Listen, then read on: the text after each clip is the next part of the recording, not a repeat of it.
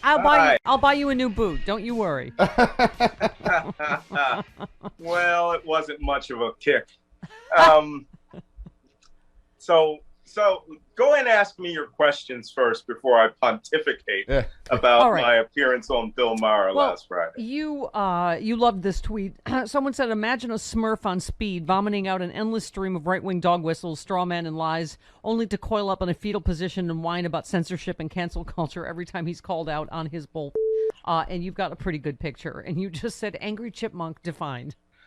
Somehow Ben Shapiro came there with the impression that he was there to debate me on critical race theory.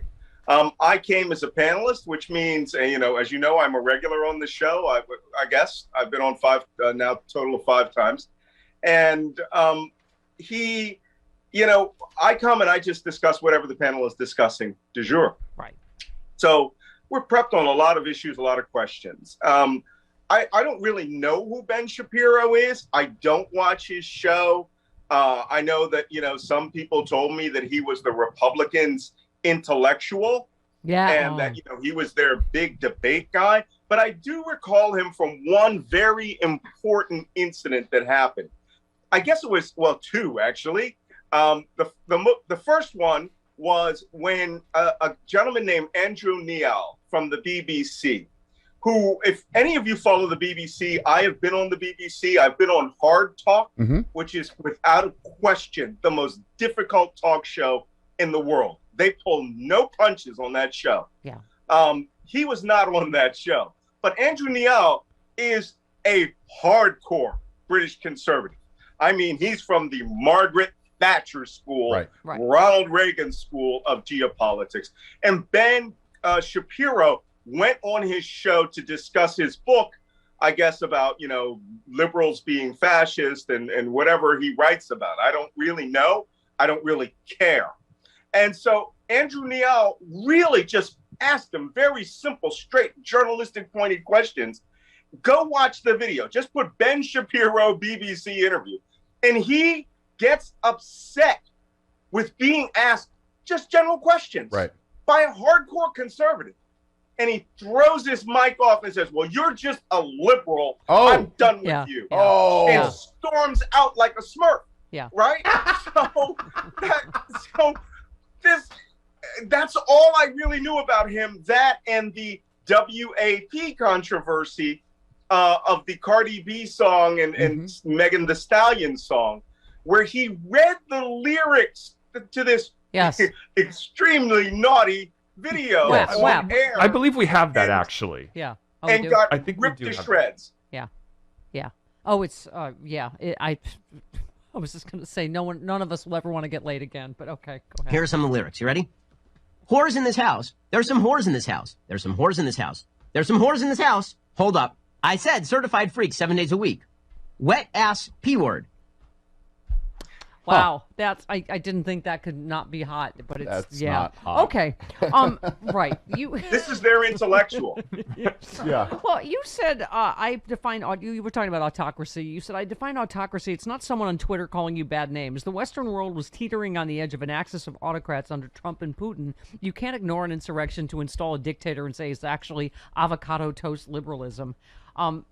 Yeah. So I just thought you were, and you said I'm going to retweet. Somebody posted the clip of you two, and you said I'll retweet this clip endlessly because I apparently drive Ben Shapiro fans insane by refusing to play into his angry chipmunk routine. Why? I don't debate a flyweight fascist because he's dishonorable, untrustworthy troll pretending to be a thinking human. My favorite was when you said, "Is this what your show is like?" Because it sucks. Well, let me explain that in context, because there's been a lot of questions about that. The right-wing Ben Shapiro rage world, which apparently is based on the fact that they love that he espouses all these crazy ideas. He's got 2 million followers of people, again, who think he's an intellectual. I am not an intellectual, right? I am a person who is grounded in experience. my worldly knowledge, and of course, having people try to kill me for almost 30 years. So I have a little bit of an edge on him. This is a guy who went to Harvard Law School, never practiced law. Okay? When I went to spy school, I spent 30 years practicing spy stuff. So he really fascinates me that he's this 37-year-old. And I'll be honest, here's the term that I use, and I don't mean it loosely. He's a kid. Yeah. And at 37-year-old, you should be grounded in something more than you want to be a right-wing rage monster. So here's what happened. We get on the stage. He comes out. The question of the day was about critical race theory. And of course, I will give him his props. He defined critical race theory precisely accurate as it comes from the textbook. The problem is no one's teaching this textbook. Right.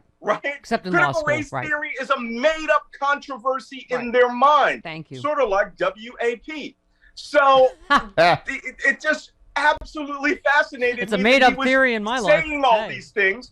And what I said to him was, I think it's awesome that you've defined it exactly correctly. He did not expect that. He did not expect me to agree with his definition. And then I just extended it further. I said, the problem is that you're using this like a cudgel against black people. And my great-great-grandfather, who fought in the Civil War and the Indian War, he would take issue with that. But he wouldn't have thought that in 2021, his great-great-grandson would have to sit on the stage with this moron and actually try to fight the entire 180 years or 70 years it's been since he ran away from slavery. This guy took all of this and then came back, and here's what he said. So you agree about critical race theory? I said, I didn't say that. And he said, no, you agree with critical race theory. I said, I'm going to say again, because by the way, when I make that little voice, I've lost my temper with you. But I'm about to mock you in a way that if you don't have 30 years of being mocked in a military base, a ship or a submarine, you're about to get ruthlessly destroyed. So I go, I'm saying it again. I did not say that. And then he says it a third time. You believe in critical race theory. And that's when I realized, it popped into my head. This is his whole spiel. This is his whole game. All he does is try to frame you with a lie. Right out the box, he comes out with, you're a liar. For all you people who said that I insulted him, here's what I said. So this is how you run your show? Well, it sucks. Exactly. And thank you. Baby talk. Thank you to the person that tweeted, Malcolm Nance put his life on the line to defend the United States of America. Ben Shapiro, a.k.a. the helium homunculus, is an internet troll who dies every day on stupid hills in order to get likes and retweets from his sad incel base. Thank you. All right, so let's get to more. Go ahead. Well, I got one more thing to say about this because, it was very important show because all of these people in the right-wing world were saying, he came with facts and you didn't debate him. You were descended into insults. Well, here's the deal for all of your listeners. There's no debate. Don't debate these people ever. Right? This is a trap they want to get you into. I mean, they're not, as you say, they're not teaching critical race anyway. They draw you into this debate that's about nothing. That's about, about anything. Anything they say they want to engage you on and have an intellectual discourse is all about owning the libs and liberal tears. This guy had to get Jenna Ellis, Trump's lawyer, who may have her own lawsuit problem here with Dominion soon enough, to come out and cry conservative snowflake tears to say I was mean to Ben Shapiro. Don't ever debate these people. Don't engage. Don't debate. Don't have arguments. Call out what they're doing, which is a lie. This is the new caravans. It's the new liberals hate America. Don't play that game. And when I didn't play that game, their little heads exploded. I know, exactly.